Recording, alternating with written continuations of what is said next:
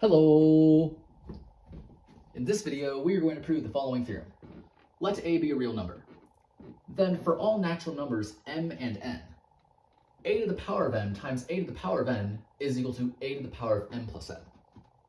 Okay, now before we get into the proof, let's get some context.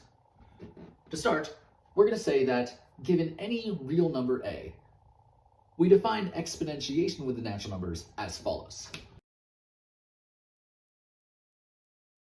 We define a to the power of 0 to be 1, and we define a to the power of p plus 1 to be a to the power of p times a for all natural numbers p. Okay, so now let's get into the proof. To start, let's give ourselves a real number a and a natural number m. From here, we are going to show that for all natural numbers n, this is true. If we can show that, then since a and m were arbitrary, this means we will have shown for all real numbers a, for all natural numbers n, we have that for all natural numbers n, this is true. And that's exactly what we want to prove. So let's do that. So we're trying to prove for all natural numbers n, this is true. And since we're trying to prove a statement about all natural numbers, we're going to use induction. So let's start with the base case. In the base case, we're trying to prove that this is true in the case where n is equal to 0, which means we're trying to prove that a to the power of m times a to the power of 0 is equal to a to the power of m plus 0. So this is what we're trying to show. So let's start out by writing the left-hand side. Now, from our definition of exponentiation, we know that a to the power of 0 is just 1. Then, of course, a to the power of m times 1 is equal to a to the power of m. And of course, m is equal to n plus 0.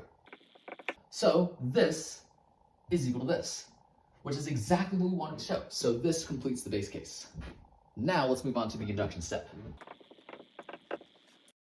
In the induction step, we give ourselves an arbitrary natural number n where this is true. The whole goal of the induction step at this point is to show that this is also true for n plus 1, which means we are trying to prove this. So let's start out by writing the left-hand side. Now, from our definition of exponentiation, we know that a to the power of n plus 1 is the same thing as a to the power of n times a. And now if we use the associative law, we can move the parentheses around these two terms.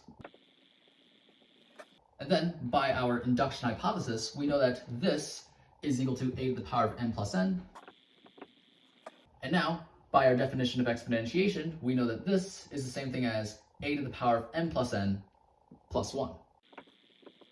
And then using the associative law again, we'll move the parentheses around the n plus 1. So, through this chain of equalities, we have shown that this is equal to this, which is exactly what we wanted to show. So this completes the induction step. And since we've completed both the base case and the induction step, this closes the induction, which means we have shown that for all natural numbers n, this is true. And since a and m were arbitrary, this means for all real numbers a, for all natural numbers n, we have that for all natural numbers n, that this is true.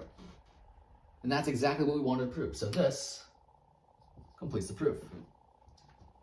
And so yeah, that's pretty much it for this video.